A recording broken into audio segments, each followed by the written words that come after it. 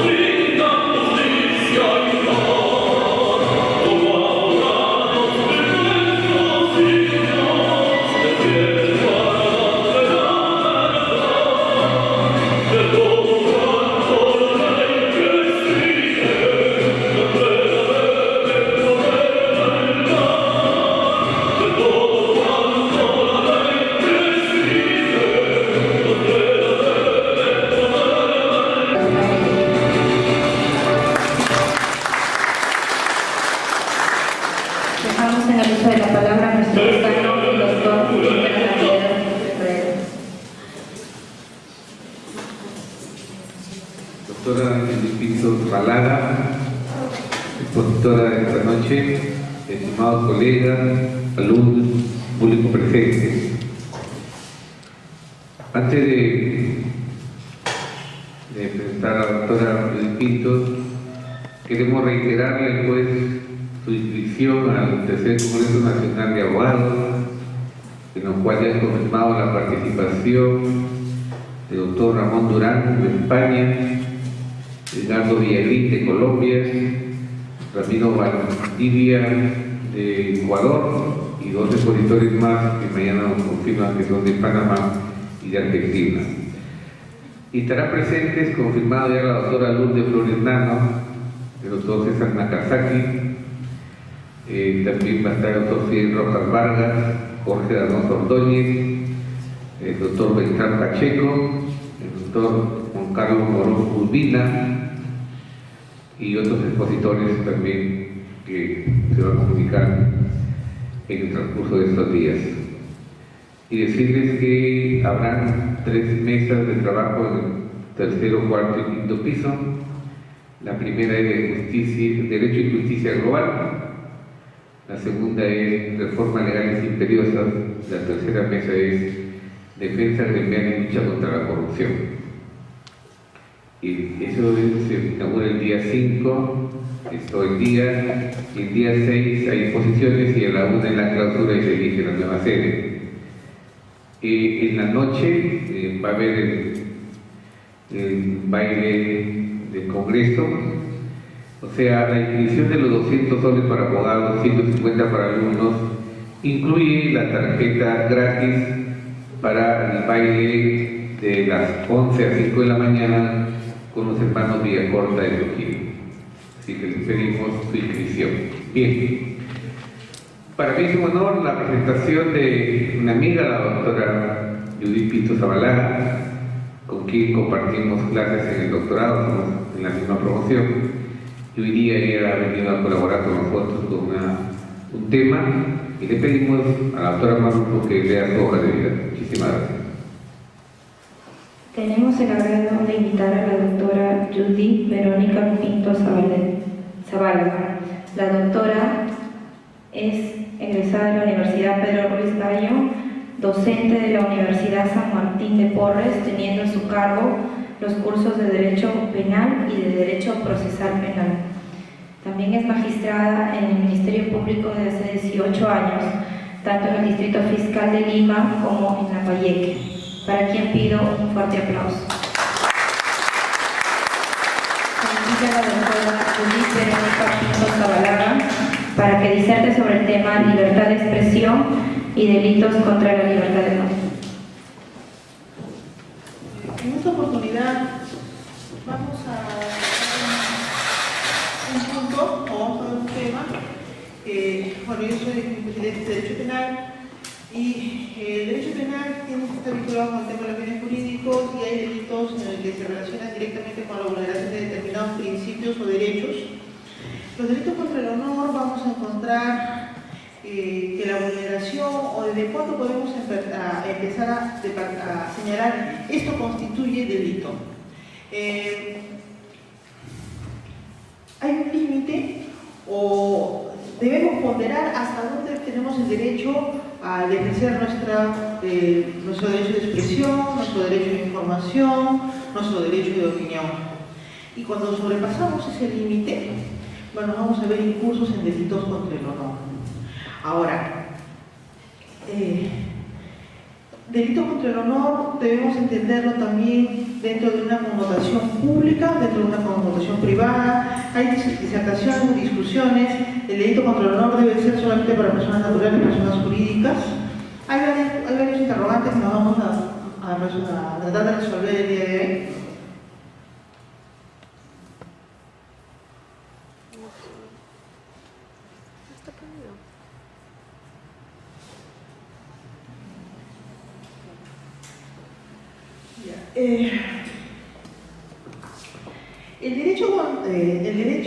Los delitos contra el derecho al honor, o los delitos contra el honor, ¿qué trata? Aparte de que está directamente relacionado con determinados derechos, también está relacionado con la dignidad de la persona.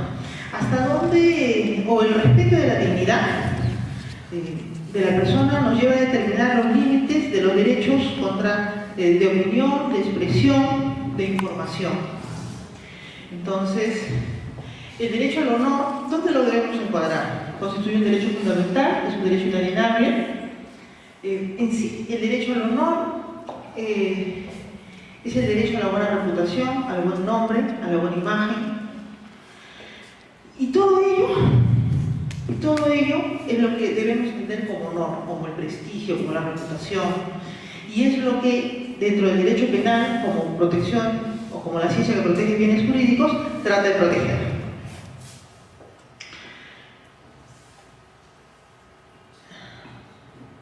Bueno, entramos una disertación de lo que es bien jurídico, ¿no? ¿Qué es lo que la norma penal o la norma procesal penal, la norma penal trata de proteger?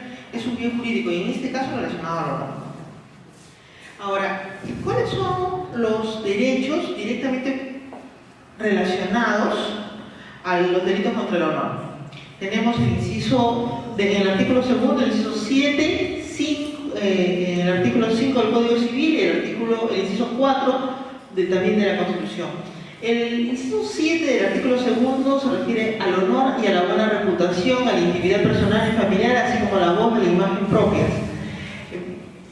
Toda persona afectada por afirmaciones inexactas o agraviada en cualquier medio de comunicación social tiene derecho a que éste se rectifique en forma gratuita, inmediata y proporcional, sin perjuicio de las responsabilidades de ley. Bueno, en este sentido, este derecho, vamos a tener en cuenta que su interpretación es subjetiva. No para todos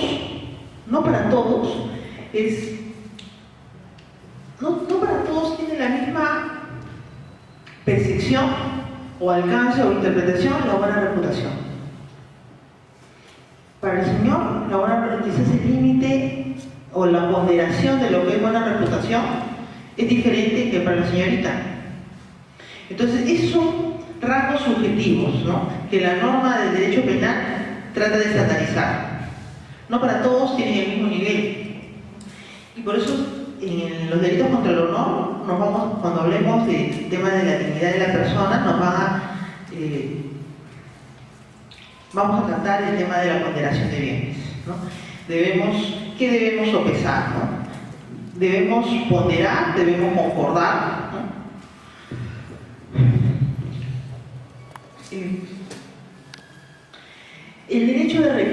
rectificar. El inciso 7 del artículo segundo de la Constitución nos dice el derecho de rectificar.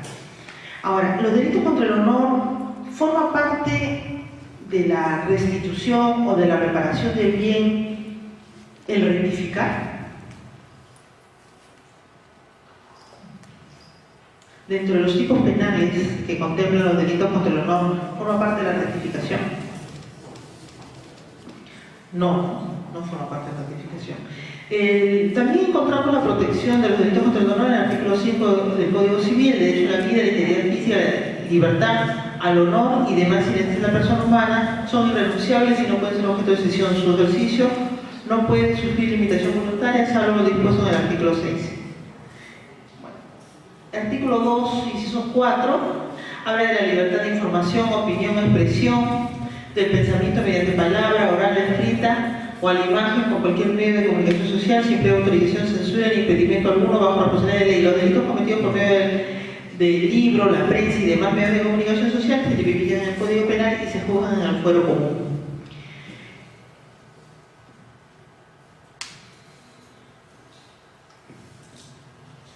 El delito de la información y opinión, directamente vinculados. Debemos señalar, para explicar un momento en esta parte, debemos indicar, y acá sale otro derecho, el derecho al honor y a la buena reputación, el derecho a la información y opinión, el derecho de expresión. Nuestros delitos contra el honor vamos a encontrar una figura o una de las figuras que contempla, que es el de difamación. Entonces, ¿hasta dónde corresponde o ejercer un derecho de expresión? Con el simple excusa o sustento, tengo derecho a expresarme, puedo faltar a la buena reputación, a la intimidad y al buen nombre de alguna persona, con el sobretexto de tenemos el derecho de opinar, de difundir una noticia. ¿Se puede vulnerar el honor de una persona? ¿No? Esos son los límites y eso es la ponderación y eso es lo que vamos a tratar de esclarecer en algo. Les recomendaría que lean el Acuerdo Plenario 3 de 2006, que habla sobre los delitos contra el honor y el derecho a la expresión, en el que nos dice que en el momento que tenemos que sopesar o en el momento que tenemos que ponderar hasta dónde corresponde opinar, hasta dónde corresponde ejercer tu derecho de expresión, ¿cuál es el límite? Y el límite es el respeto de las personas, ¿no? El respeto del buen nombre. No podemos faltar a la dignidad humana, ¿no? Ese es el límite. ¿Qué es el honor? Según el mismo acuerdo plenario, hay dos perspectivas, ¿no? La perspectiva objetiva y la perspectiva subjetiva. La perspectiva objetiva es la suma de cualidades que se atribuyen a la persona que son necesarias para el cumplimiento de roles específicos que se le encomiendan. Y la perspectiva subjetiva importa la conciencia y el sentimiento que tiene la persona de su propia valía y prestigio, reputación y propia estimación en sus dos elementos constitutivos. Y el acuerdo plenario que les he hecho mención recoge una sentencia del Tribunal Constitucional, la 18 de 1996, en el que conciencia lo establece como honor interno y sentimiento lo establece como honor externo. Y señala, ¿no?, el Tribunal Constitucional, que injuria se diferencia de calumnia y difamación porque ésta se encuentra en el honor interno, es decir, se encuentra en lo que es la conciencia, ¿no? Un trabajo difícil para los operadores de justicia, ¿no? Porque sigue siendo subjetivo. ¿Cómo valorar, ¿no? El tema de la valoración, ¿no? Tenemos un nuevo delito contra el honor, ustedes saben que es una acción privada, ¿no? Y si por ser una acción privada, ¿quién la ejerce?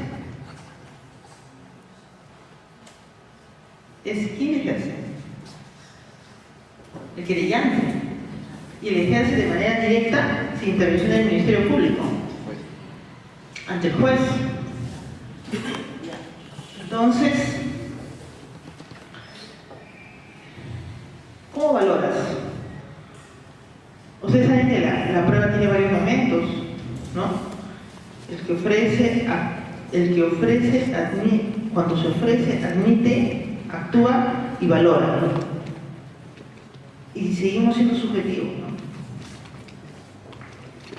Al ser una acción privada. Bueno, siguiendo,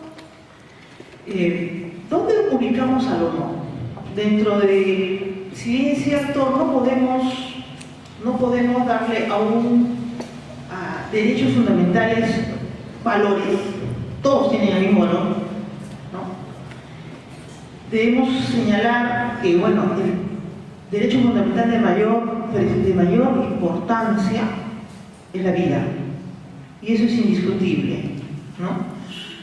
La integridad física, la libertad, y cada uno de esos derechos nos va a llevar a la protección de innumerables bienes jurídicos.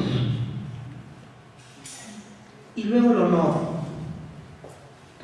Quizás cuantificar, valorar los primeros derechos fundamentales sea más fácil, ¿no? La vida es fácil valorarlo, ¿no?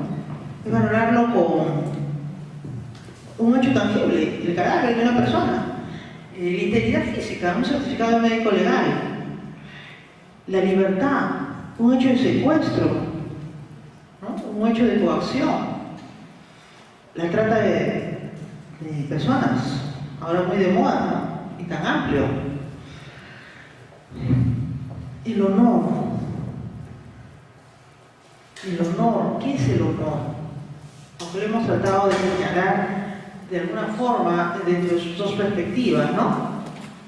Las cualidades que se atribuyen a las personas y la conciencia y el sentimiento, ¿no?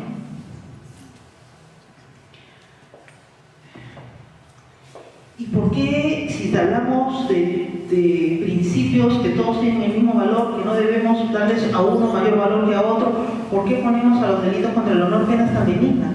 Y a los delitos contra el honor dentro de los delitos contra los medios de prensa, contra el libro, contra la intimidad, son parte de las acciones privadas.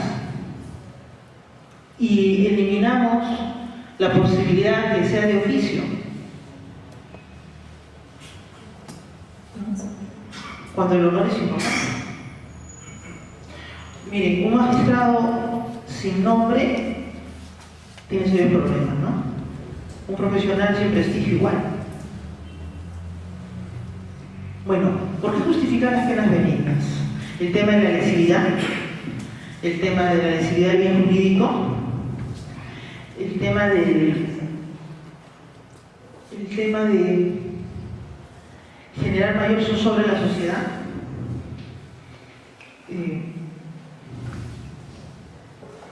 ¿Qué debemos ponderar, no? Dentro del aspecto objetivo del honor, habíamos dicho que el aspecto objetivo son las cualidades que se le atribuyen a la persona, que son necesarias para el cumplimiento de roles específicos que se le encomienda. Dentro del honor, dentro del aspecto objetivo del honor, tenemos la valoración que las personas hacen de la personalidad de otra. Valorar no es injuriar, calumniar. Porque yo puedo tener juicios de valor sobre determinadas personas, ¿no? Puedo señalar, por ejemplo, la señorita es una persona estudiosa, es una persona educada, pero si yo me refiero a términos peyorativos, ofensivos, agraviantes, ya es muy posible que esté ingresando al ámbito de protección de los delitos contra el honor. La reputación o buena fama. Conformación de la personalidad ético-social.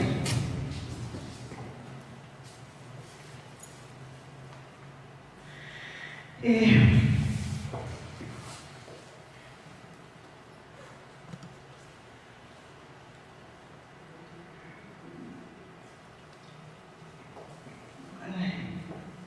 es lo que tratamos? ¿Cuál es lo que trata de proteger el derecho penal en los delitos contra el honor? Es la finalidad de la conducta, ¿no? Tenemos que establecer que la finalidad de la conducta está dirigida a lesionar el honor. Punto 1. Entonces, si tenemos que establecer que la finalidad de la conducta es lesionar el honor, tenemos que establecer el ánimo con que fue lesionado el honor. En ese orden de ideas tenemos el corregente, el consulente, el criticante, el defendente, el locante y el retorquente. Pero como los términos latinos no tenemos por qué recordarlos, tenemos el corregir, aconsejar, criticar, defender, bromear, devolver injuria por injuria. Entonces, debemos establecer cuál fue el ánimo de la gente. Fue un ánimo de corregir, de aconsejar, de crítica, defender, bromear, devolver injuria por injuria. ¿Cuál fue el ánimo de la gente? En ese orden de ideas debemos ubicarnos para que constituya delito contra el honor el ánimo injuriante.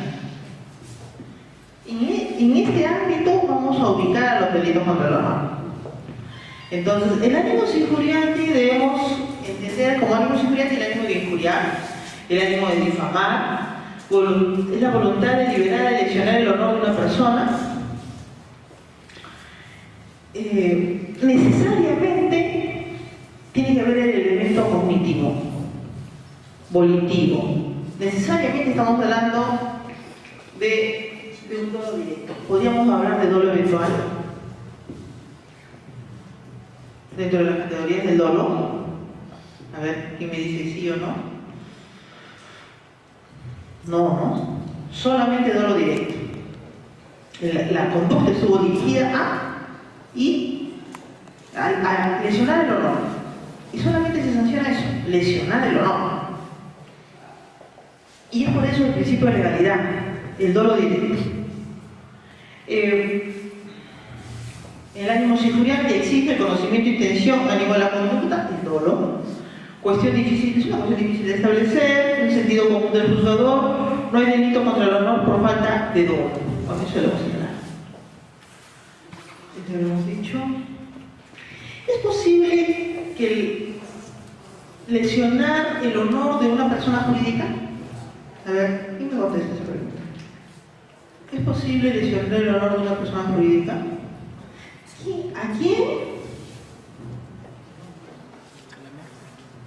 ¿Quién es el sujeto pasivo de los delitos contra el honor? ¿El perjudicado o el titular del bien jurídico? ¿En qué tipo de delito nos encontramos? A ver, ¿quién me responde? Estamos hablando de honor. Y si hablamos de honor, ¿hablamos de persona jurídica o de persona natural? Persona natural. Necesariamente. No podemos incluir en otro tipo.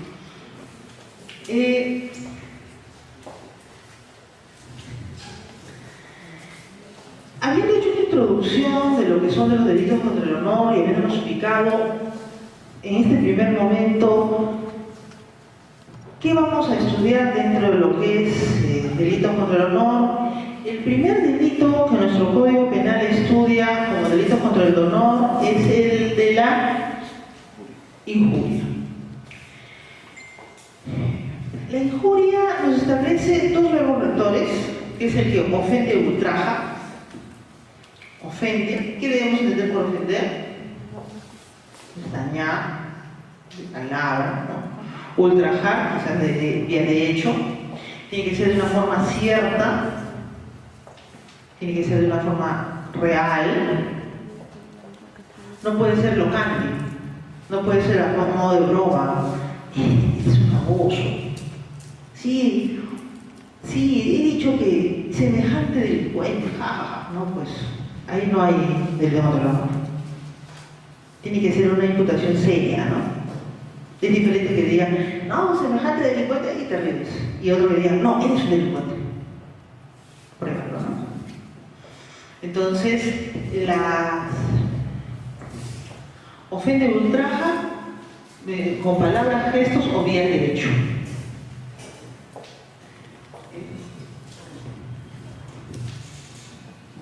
Yo conozco a una persona acá en la localidad de Chiclayo que ha tenido serios problemas porque fue a un concurso público y cuando se retiraba, después que lo evaluaron, hizo así.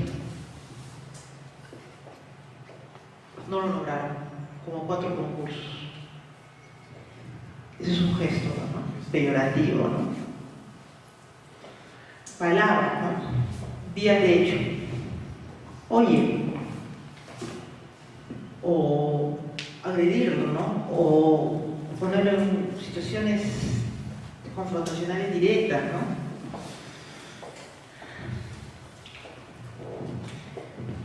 Obviamente estamos hablando de que esta conducta se dirige a lesionar la dignidad de la persona agraviada. Y acá entramos en un tema que nos habíamos cuestionado en un inicio. ¿Quién hace la valoración de qué es ofende y ultraja? Es un tema cuestionable, ¿no? Quizás para un diplomático, o por este ejemplo que le di de esta persona, que me voy a reservar el nombre porque es muy conocido, que hizo así a funcionarios de primer nivel, es un gesto que para ellos es sumamente ultrajante, pero quizás para una persona de bajo nivel educativo, de poca cultura, no lo sea. ¿Quién valora, no? Ustedes han visto, sin criticar, ¿no? Sin criticar, que hay personas que se hablan con palabras de grueso calibre en la calle y se están riendo. Pero hay otras personas que tú le puedes decir eso y es una gran ofensa y te querellan, ¿no? Entonces, ¿quién lo valora? ¿Cómo acreditas que a ti sí te lesiona? ¿Cómo le acreditas al juez que te lesionó?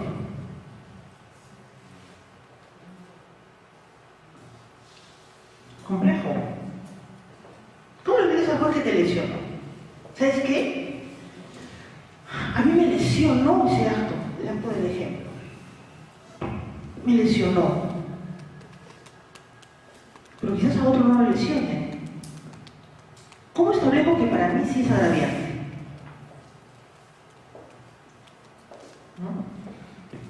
Conceptos que los demás tienen de la personalidad de la víctima. Por ejemplo, sin ofender a nadie, por ejemplo, si la persona que le hizo así, el receptor era 3 veces había ingresado al penal, 2 por robo, 1 por violación, y por sabe Dios qué obra de arte está libre, y viene a denunciar que se le ha ultrajado, que se le ha injuriado. ¿El juez debería valorarlo? ¿Qué debe usar el juez para valorarlo? ¿Cómo acredito la condición de la personalidad del sujeto pasivo? ¿No? Un tema difícil, ¿eh?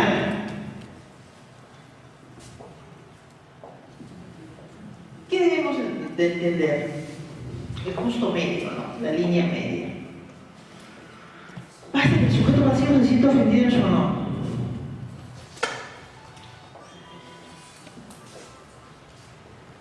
¿Cómo lo acreditas, no? ¿Cómo acredito que me lesionó? Quizás, bueno, nosotros los abogados, los que estamos por serlo, nos dedicamos mucho a capacitarnos. Invertimos tiempo en capacitarnos. Sacrificamos tiempo en capacitarnos. Quizás acreditarnos sería mis diplomas, ¿no?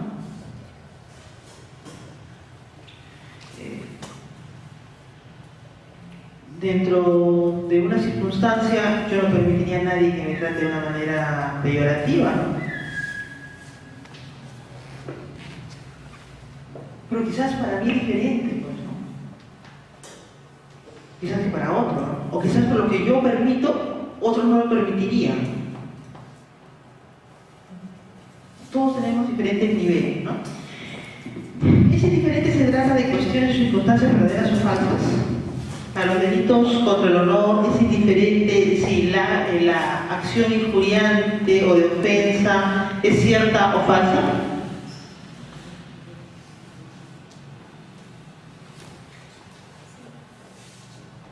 Puede ser que sí, puede ser que no. Podría ser si el ofensor dice: me someto, hay un beneficio o hay una figura que nuestro código establece para la excepción de verdad. ¿Sabes qué? Tú me imputas que yo he dicho que tú eres un delincuente y tú dices que con eso yo te estoy injuriando, ¿no? Puede ser calumniando. Entonces, me someto a la excepción de verdad, lo voy a probar, ¿no? No siempre el solo hecho de, en el calor de un intercambio de palabras, el solo hecho de la expresión o el gesto puede constituir delito.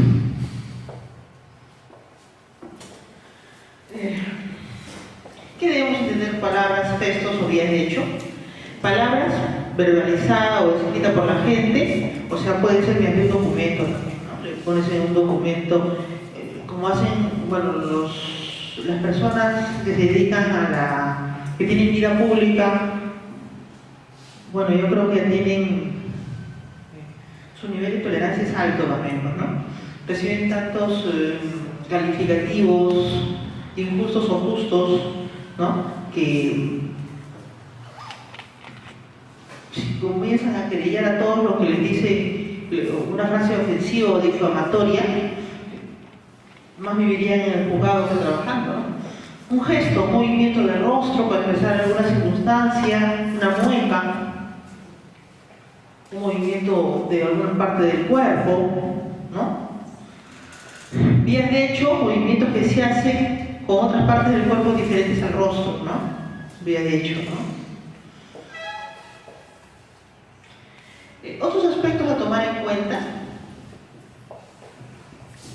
Para los delitos del honor no cabe la omisión, el que actúa por omisión, ¿no? O sea, no puedo decir, me injurió porque no me defendió. No cabe que me defendió o no me defendió. Escuchar o leer las expresiones en forma directa. Tampoco, ¿no? O sea, yo puedo, no se me puede imputar porque yo escucho, o quizás usted está caminando en la calle y encuentra un panfleto o un papel tirado en la vía pública y casualidades que hay en la vida, usted levanta y viene un medio de comunicación y le dice: ¿está usted levantando estos papeles en la vía pública? Léalo. Y la persona esta lo lee y es semejante agravio a una autoridad. ¿Constituye delito de difamación, injuria, calumnia? No, por medio de ánimo. No constituye delito de expresiones bajas, abstractas o generalizadas. Por ejemplo, que digan, oye, pero si tú eres un flojo, o si tú eres un relajado, ¿pero qué es flojo? ¿Quién estandariza el flojo? ¿Quién es un relajado? Ahora que el mundo es de tanto estrés. El sujeto pasivo solo puede ser una persona física, no jurídica. Es netamente doloso. Entonces, ya hemos establecido lo que es la injuria, ¿no? El que ofende o ultraja por medio de palabras, gestos o bien hecho. El artículo 131 del Código Penal nos habla de la calumnia. En este caso, la calumnia es cuando cuando se le atribuye a otra persona la comisión de un delito. Se le atribuye falsamente a una persona la haber realizado un delito. Oye, tú eres un delincuente, tú eres un asesino, tú eres un extorsionador. Pruébelo, ¿no? Puede ser que una persona tenga miles de denuncias de extorsión, como han dado casos en esta localidad, ¿no? Miles de denuncias de extorsión. Pruébele que es extorsionador, sin bien tuviera ninguna condena. Ustedes saben que la extorsión es el delito sin ánimo de favorecerlo.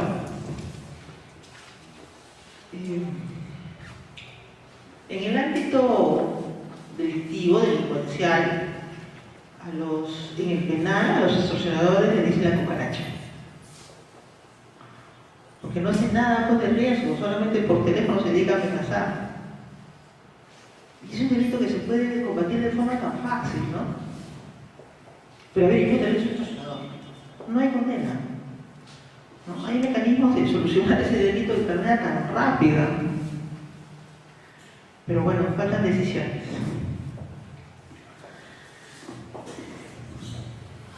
A sabiendas que no lo ha cometido o que no ha participado en el delito. ¿No? Le atribuye, imputa, achaca, inculpa la comisión del delito. Tiene que ser un delito, obviamente, estamos hablando de una conducta típica, ¿no?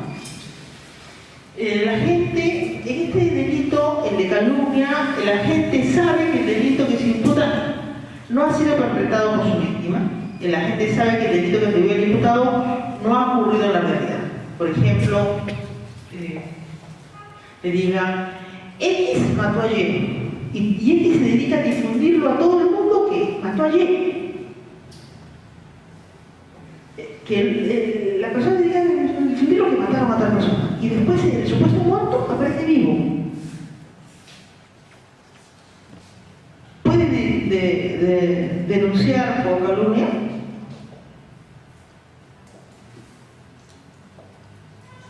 Puede denunciar. ¿Me avisa el tiempo, señorita, si me cuenta avanzar? ¿Estamos qué? No, sí. Vamos a tratar de avanzar más rápido. La imputación falsa del delito tiene que ser dirigida, ¿no? Z comienza a hablar que X mató a Y. Z dice X asesino, y a todo el mundo se lo dice, ¿no? Tiene que ser un delito que después resulte ser falso, porque después Y vive, se aparece y vive, ¿no? Tiene que ser de manera directa y concreta, no puede ser vaga, abstracta, indeterminada. Igual no cabe la omisión, no cabe el que imputa por omisión. Escucha que el de su lado le imputaba que X mató a Y y él escuchaba. Y porque no lo corrigió, cometió delito. No, tiene que ser directo. Necesariamente debe tratarse de un delito falso, porque si es cierto, no, si es cierto que lo mató, pues no es calumnia, ¿no? Debe subsumirse en el tipo penal de injuria, además de que tiene que ofenderlo y tiene que ultrajarlo, ¿no? Es netamente doloso. Bueno, todos estos delitos son dolosos. Difamación.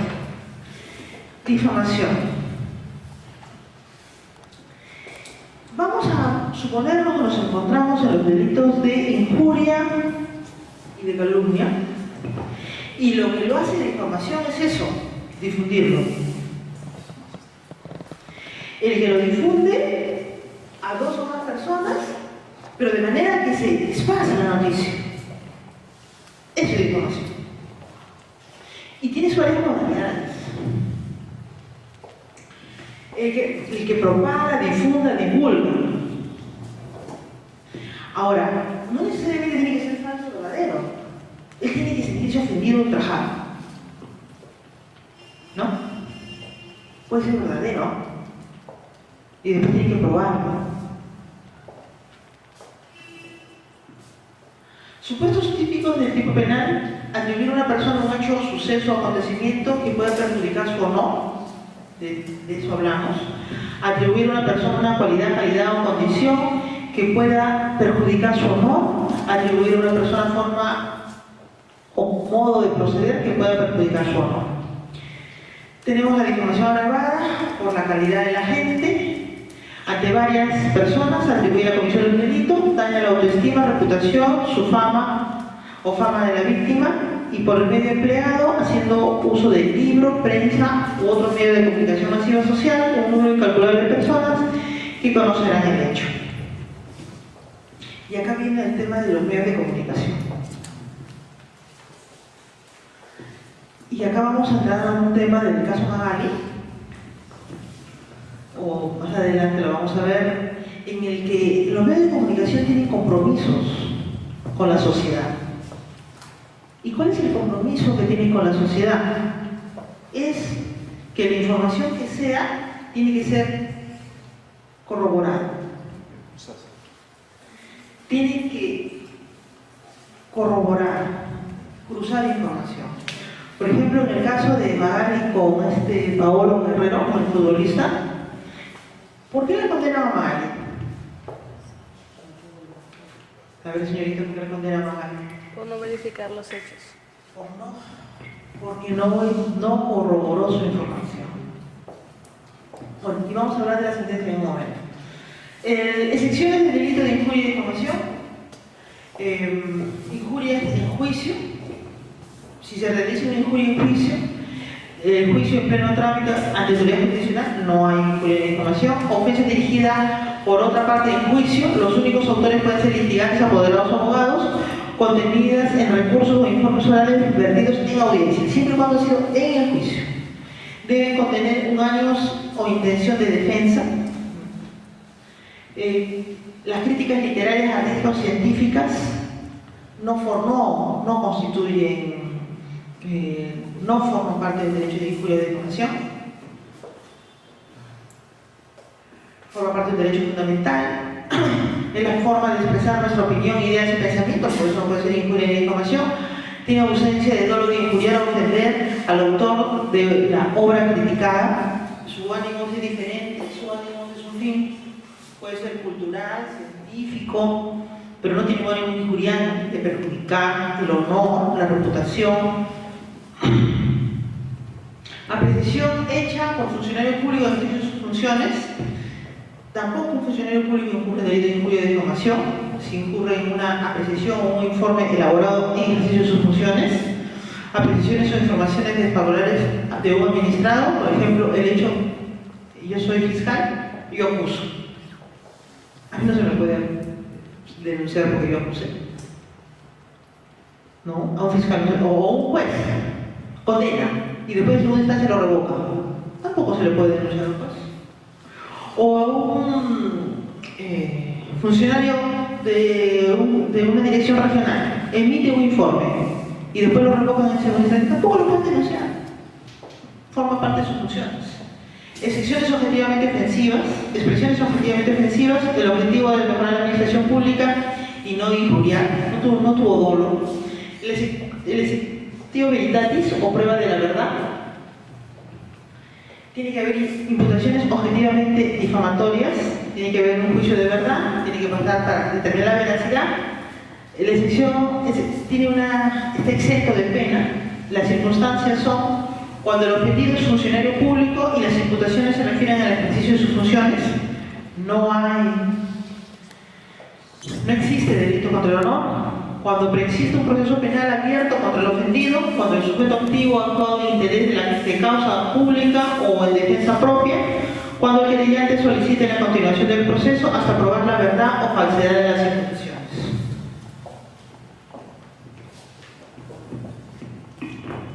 Ahora, el delito contra el honor a mí siempre me ha parecido un poco subjetivo.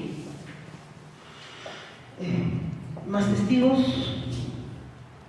o tengo un testigo que genera certeza, credibilidad.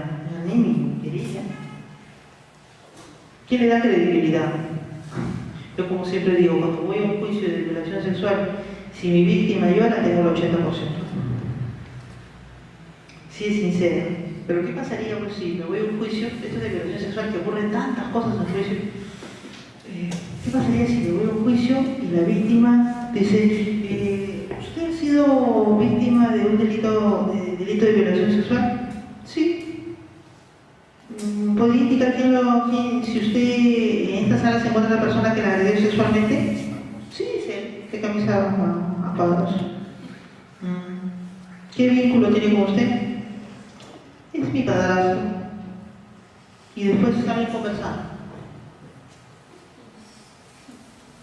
Pero qué diferente sería si usted... Yo tuve un caso de una niñita que desde los 10 años empezó a violarme al padrastro y a los 12 el tío. ¿Ya? Y la niñita se sentó y desde que se sentó comenzó a narrar y llorar, pero con un sentimiento que tuvimos que paralizar varias veces el juicio porque no se le entendía. Y mi justa insensible me decía, ya ganamos el juicio, doctor, ya ganamos el juicio. Obviamente le dieron cadena perpetua pues, al padrastro. Y nosotros tenemos 25 años, estamos movidos. Bueno.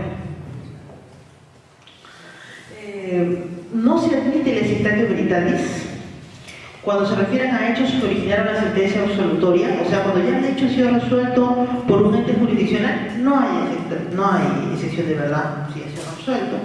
Cuando se refiere a la intimidad personal o familiar, recuerden, toda información tiene un límite. Y el límite es la intimidad. Cuando se refiere al delito de proselitismo, la intimidad. Hay 4 supuestos en que no aparece el ánimo injuriante. Es más o menos lo mismo. Injuria encubierta, difamación encubierta, injuria equivocada, difamación equívoca, perdón. La doctrina nos divide en 4, pero lo recoge del artículo 136 del Código Penal. El acusado de difamación, injuria encubierta o equívoca se rehúsa a dar en juicio explicaciones satisfactorias. Será considerado como agente de difamación o de injuria manifiesto. Y esto nos lleva a preguntarnos ¿qué es injuria encubierta o equívoca? ¿Qué es encubierta? ¿Qué es equívoca? Por ejemplo, yo realizo una imputación falsa o realizo una imputación aparentemente falsa, encubierta. Por ejemplo, le imputo equívoca, le digo,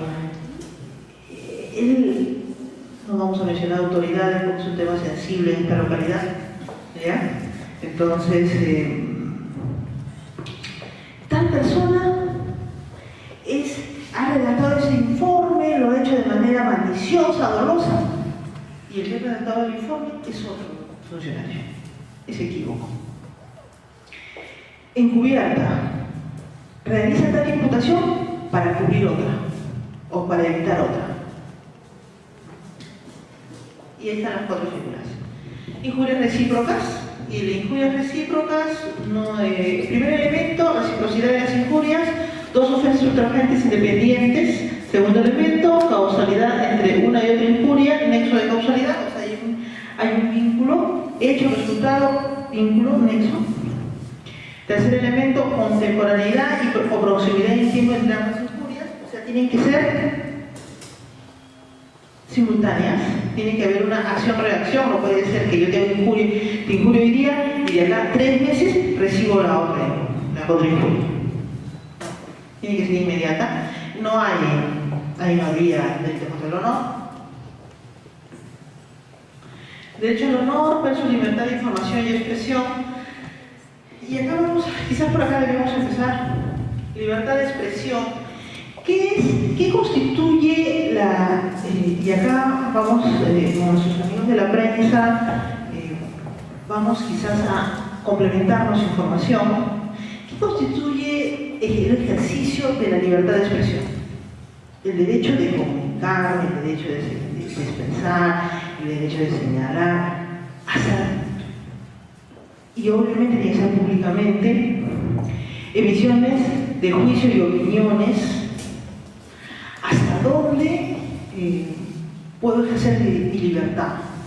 La libertad de información se ejerce bajo los principios de informar públicamente y ser informados.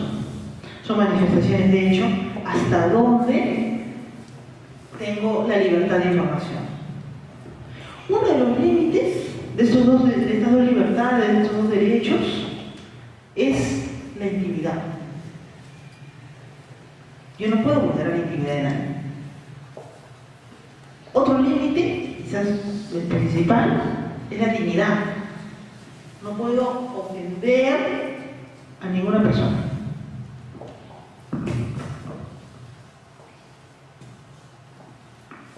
Entonces, el límite de expresión, libertad de expresión y libertad de información, tenemos límites.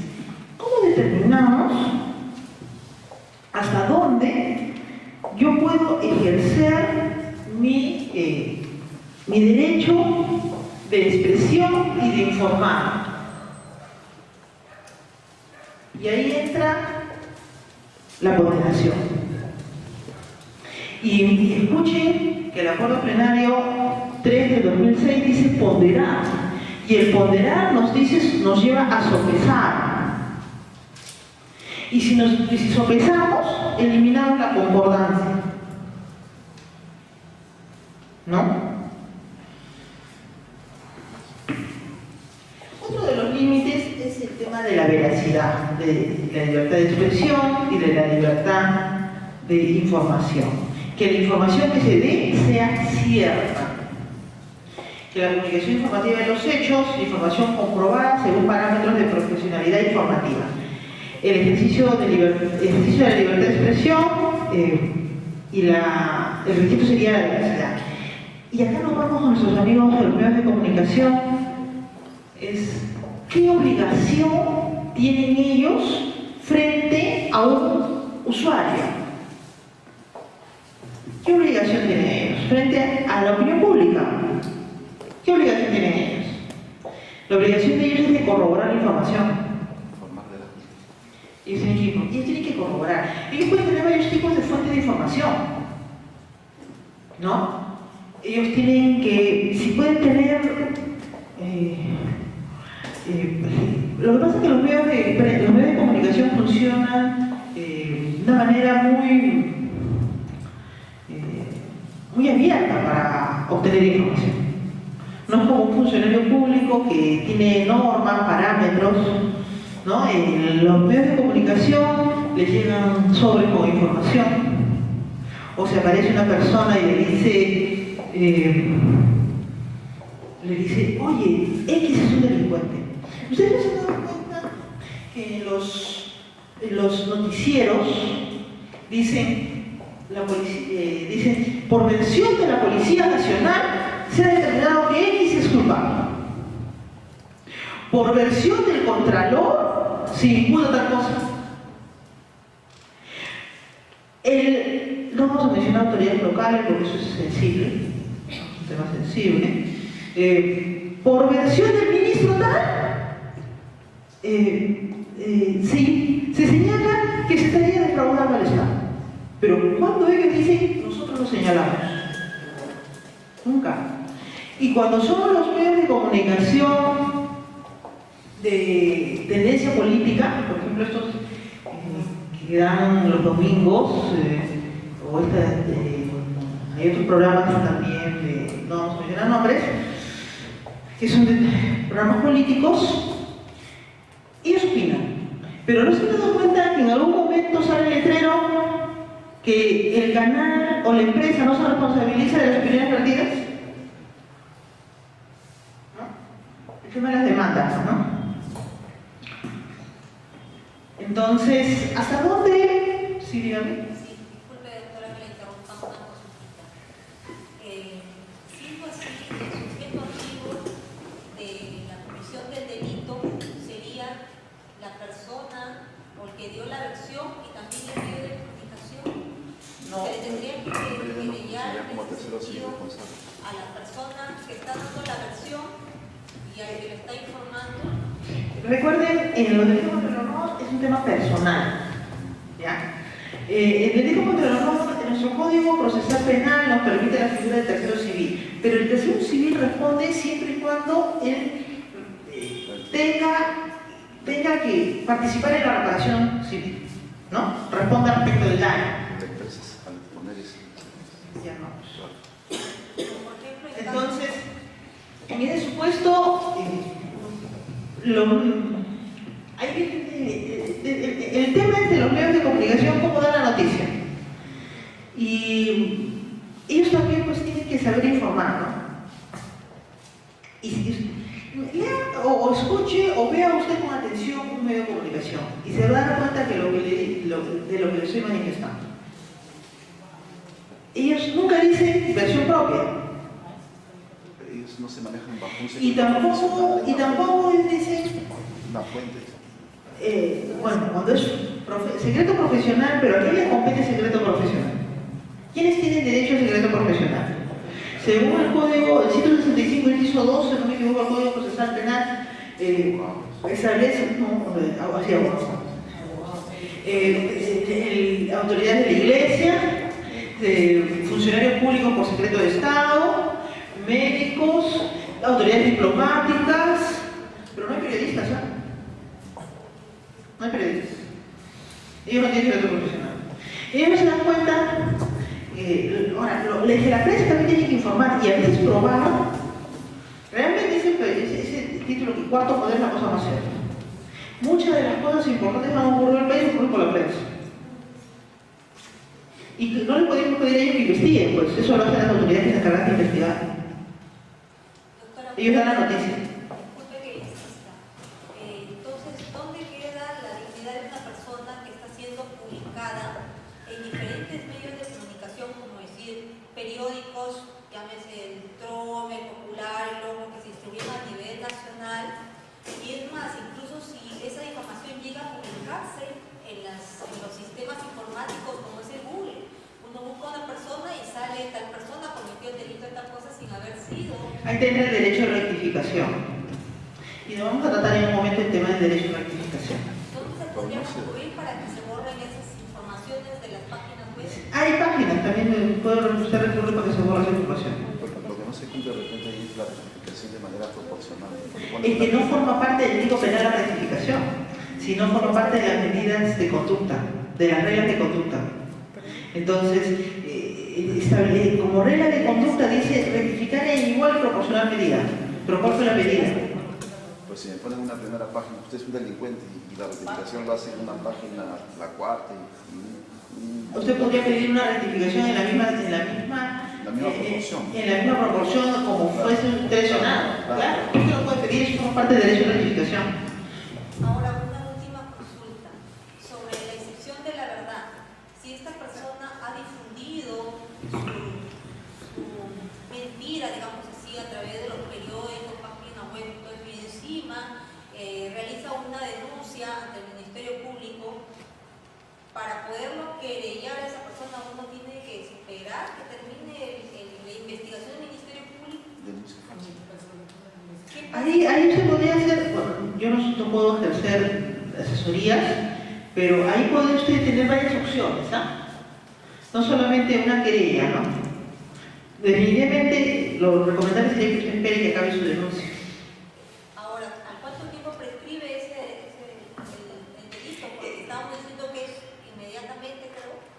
Y si tenemos que esperar que termine. Pero el tema de la prescripción, el Código Procesal también lo está salvando.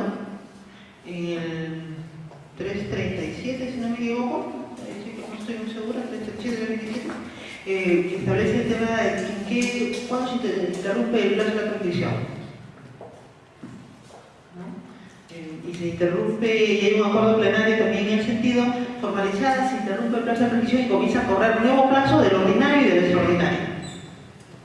¿Formalizada la querella? Formalizada la investigación preparatoria. Cuando usted tiene una denuncia, cuando se interrumpe el plazo de prescripción, usted tiene como forma de interrumpir su plazo de prescripción. O sea, siempre hay alternativas. Aparte que la querella no es su única forma de pedir su daño. Podría usted también, no le puedo asesorar, pero hay otras formas, ¿no? Pero ella no sería agraviada, es el Estado. Bueno, importancia de la libertad de expresión e información es la libertad pública. son principios esenciales, los dos. Se ejerce dentro de un Estado social y democrático, donde se encuadra en la persecución del interés general, social y no particular. No utiliza los términos directamente injuriosos. Comprobación razonable de veracidad, necesariamente tiene que haber una comprobación, que es cierto. Y acá tenemos el tema del derecho de sopesar, el tema de la ponderación, ¿no? Del derecho al honor, del derecho a la libertad de prensa, de información, cuál es el límite, ¿no? Cuando resulta totalmente injusto que por proteger una libertad se vulnere y se avasalla en la otra, ¿no? Alcances importantes. No es posible el delito de difamación haciendo uso de medios de comunicación cuando el reportaje es producto de una seria investigación periodística. Por ejemplo, tenemos que sale realmente los principales los cambios políticos en el Perú han salido por una noticia sencilla. ¿No se han dado cuenta también? Los cambios trascendentales han sido porque un periodista se lanzó una noticia que quizás estaba poco propio. Y ahí intervienen las autoridades, ¿no?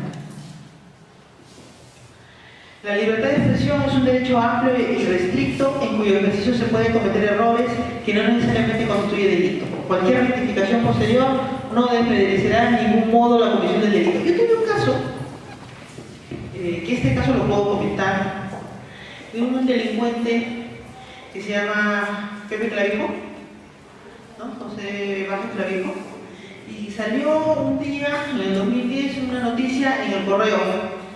No estaba muerto, estaba de parranda.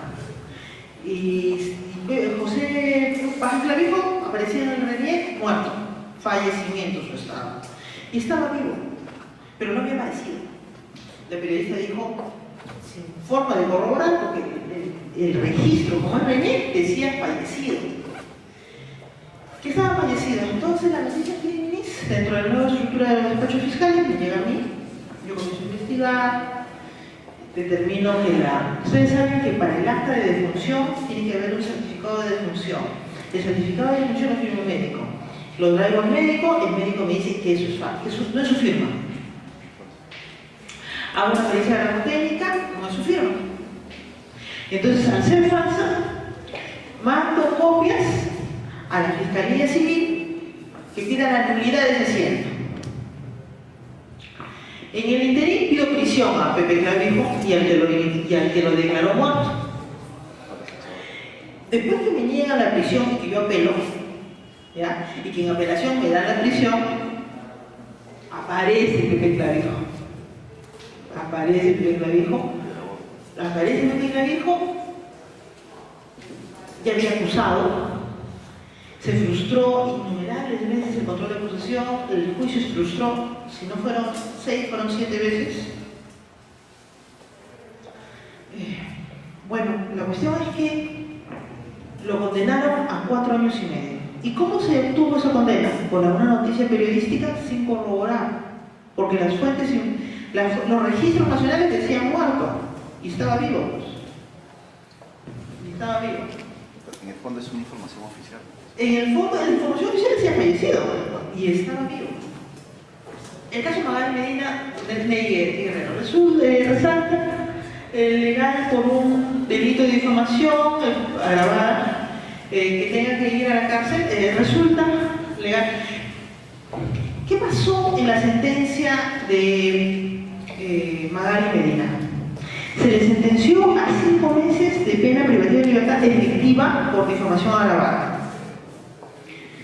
Pero la pena mínima, y no sé si ustedes la leyeron la sentencia nos explicaba, nos decía una valoración y nos decía que el error de Magali Medina había sido no comprobar su fuente, no corroborar su fuente.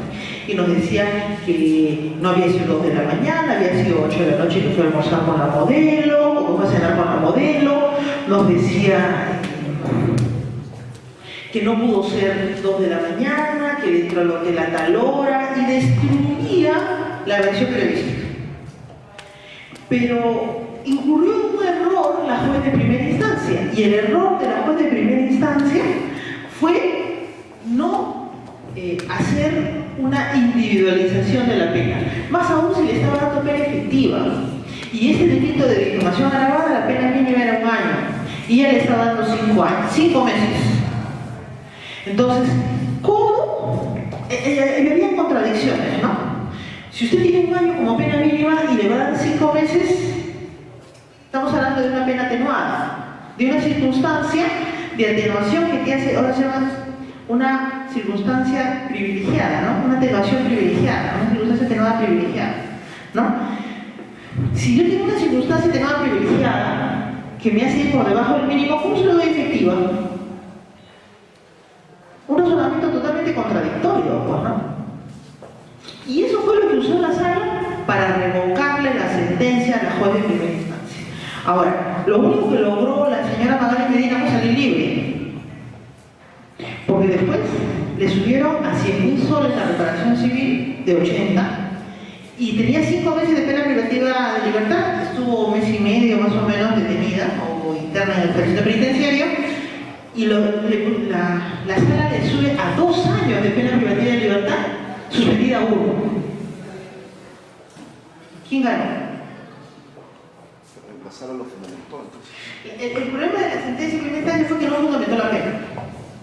No individualizó la pena para el caso concreto. Ese fue el problema. Para subir la pena.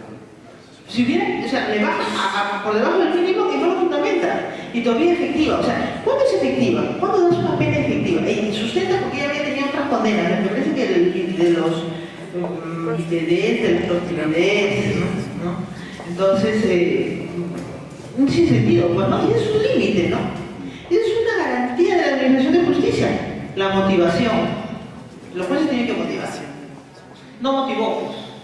La juez penal ha obrado de acuerdo a las normas jurídicas imponiendo una pena efectiva por un delito que estadísticamente casi nunca es de pena efectiva, y hemos supuesto. Existe peligrosidad en Magali Medina y Ney Guerrero de cometer futuros delitos de difamación agravada. En ese momento sí existía.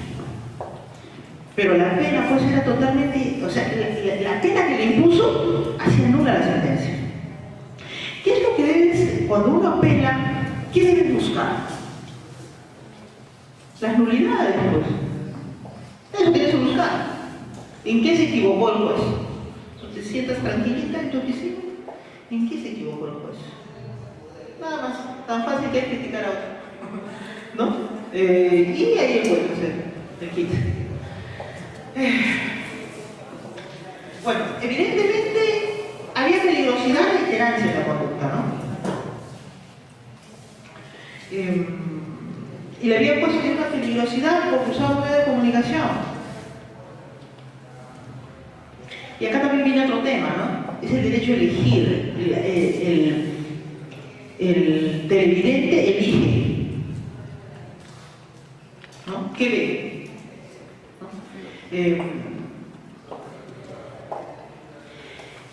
El Tribunal Constitucional señala que la libertad de información debe ceder a la protección del derecho al honor. Obvio.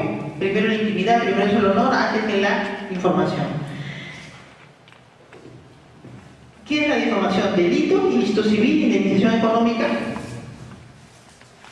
Solo el juez penal puede rebajar el mínimo legal cuando se desprendan ciertas circunstancias, ¿no?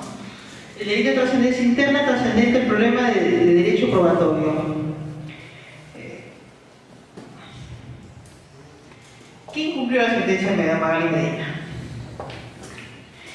Incumplió el deber de verificación de la información o de comprobación de la fuente. No comprobó, el periodista le dio la información, ella no comprobó y lo sacó al aire. Le cambió la hora, el periodista.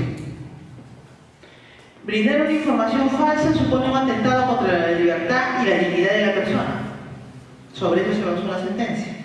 Rectificar significa, debemos interpretarla en 3 secciones: corrección de las imperfecciones, de los errores o defectos de algo ya hecho. A Magali se le impuso la rectificación. ¿Dentro de qué sección se le impuso? ¿No? Que rectifique en su revista y en su programa de televisión.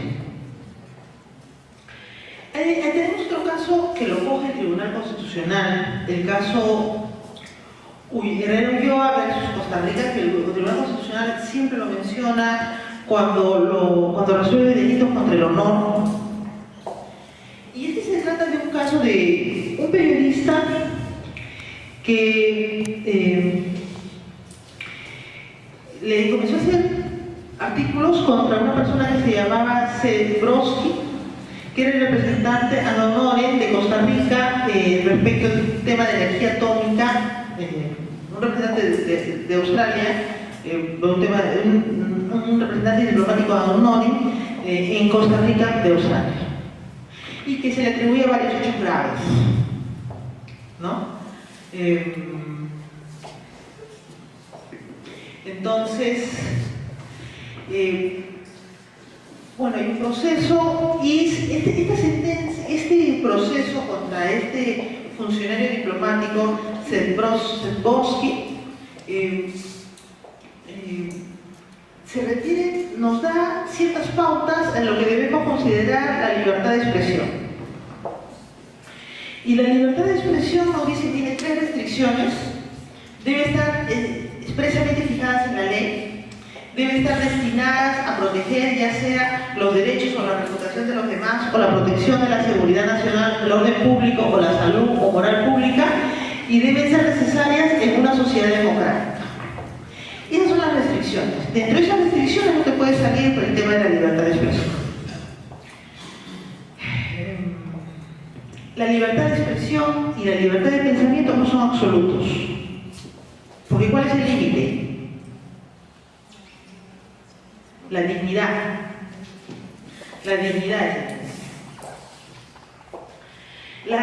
el límite. En ese orden de ideas, esta sentencia de Herrero Ulloa y versus Costa Rica nos señala la naturaleza jurídica que debe tener la libertad de información y de expresión vinculadas a la formación, que debe estar vinculadas a la formación de opinión ciudadana, exige que las expresiones incidan en la esfera pública, no en intimidades de personas.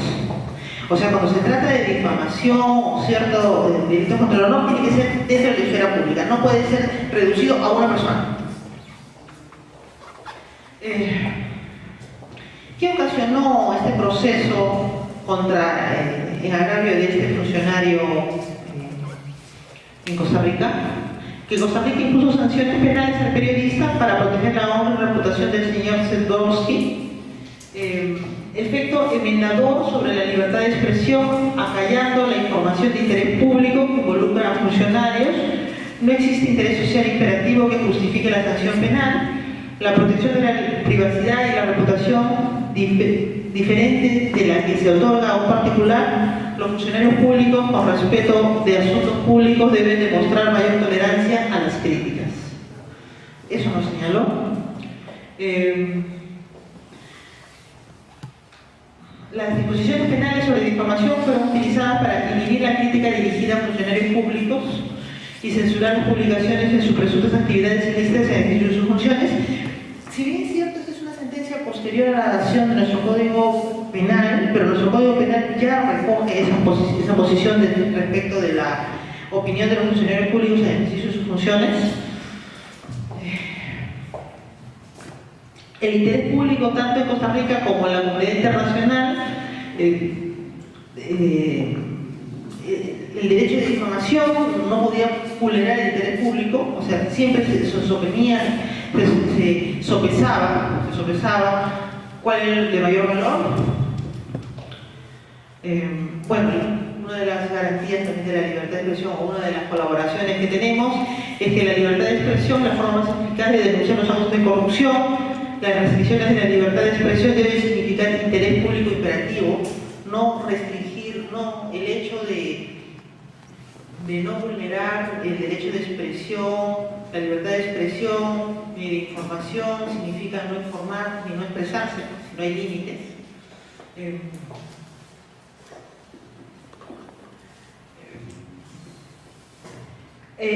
Uno de los límites es que no con el sobretexto o con la posición de defender la libertad de expresión o de información no se puede vaciar de contenido a la información periodística. Respecto a la protección de la personalidad, el principio de proporcional debe ser bien observado, o sea, ¿qué es lo proporcional frente a una información cómo ponderar, qué es lo proporcional, qué es lo idóneo, lo necesario y lo proporcional propiamente dicho. El principal mecanismo que tiene la sociedad para ejercer control sobre las personas a cargo de interés público es la prensa, ¿no? Es la forma de la libertad, es el ejercicio de la libertad de expresión. El hecho de que los periodistas tengan que probar la verdad de sus opiniones o juicios de valor relacionados con las figuras políticas puede ser, algunos pueden considerar antidemocrático. La verdad es que se le exige que corroboren la fuente o determinen, corroboren la información que se les da. Los periodistas no tienen que ser gente pues independiente, ¿no? Y que deben gozar de protección e independencia, tienen obligaciones frente a la sociedad que nos informa.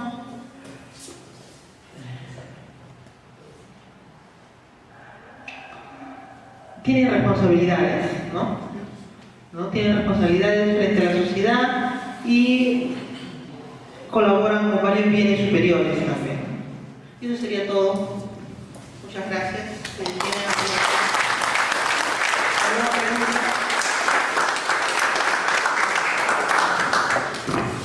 ¿Tienen alguna pregunta?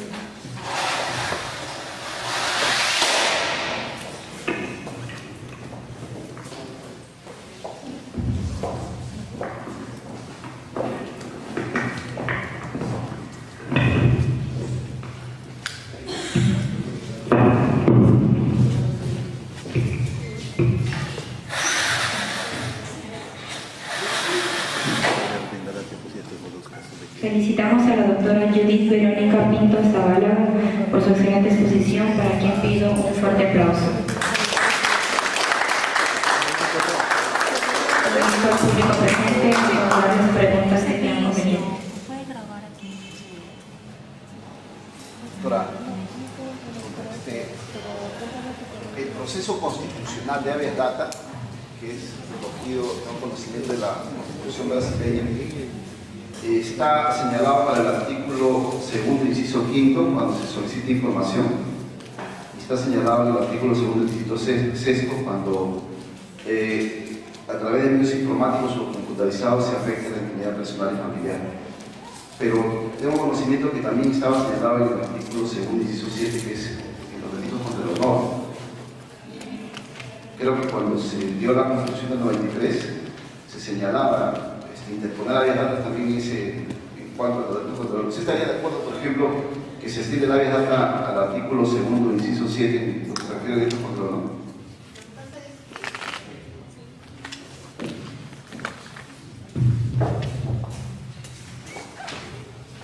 Estamos ante procesos constitucionales que, bueno, hay tendencias internacionales también, ¿no? Y de especialización de los procesos constitucionales. Entonces, se ha establecido que determinados procesos protejan determinados bienes o determinadas libertades o determinados derechos.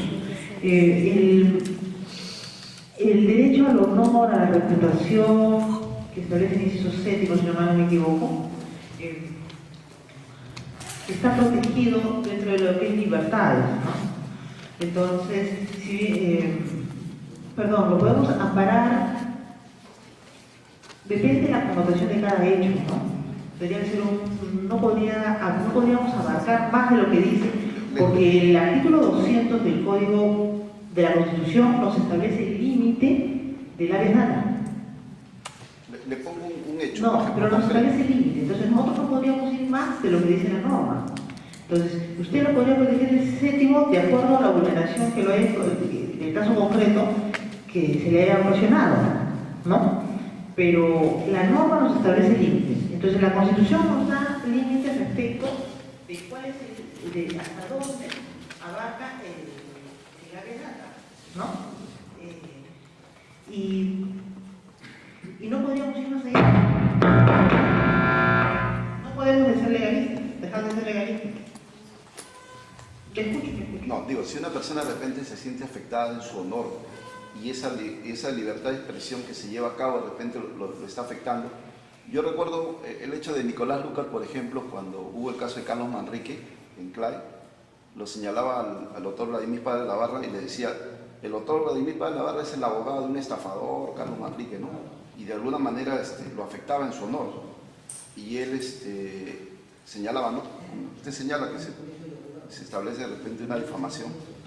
Él señalaba de que me acuerdo que quería imponer un habeas data, porque se establecía que el artículo 2, inciso 7, lo establecía, o sea, extendía el habeas data también para ese inciso, que después ya por mecanismos de presión de la prensa no se dejó de lado, ¿no? Solamente ya se recogió esos dos incisos, el quinto y el sexto.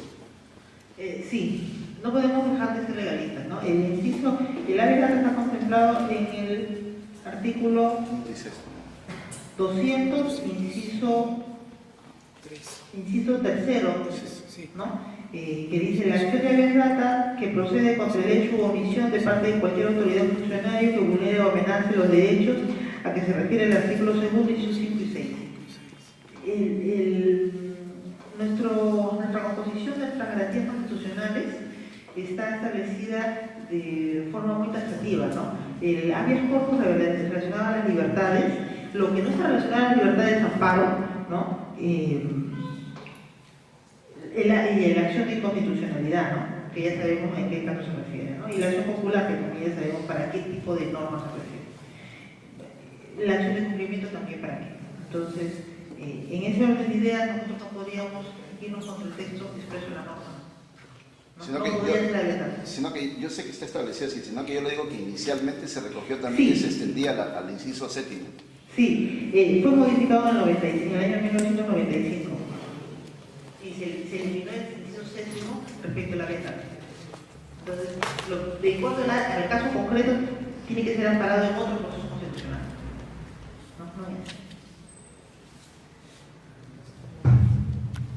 ¿Alguna otra pregunta?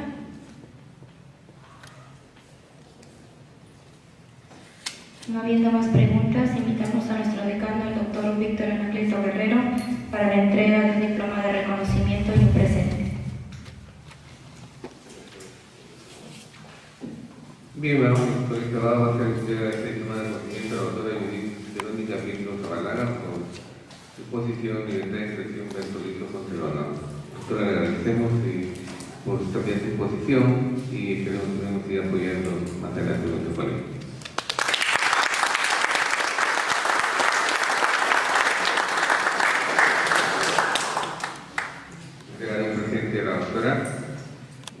Nos recuerde y también siga la participación. Doctora, presente a nosotros.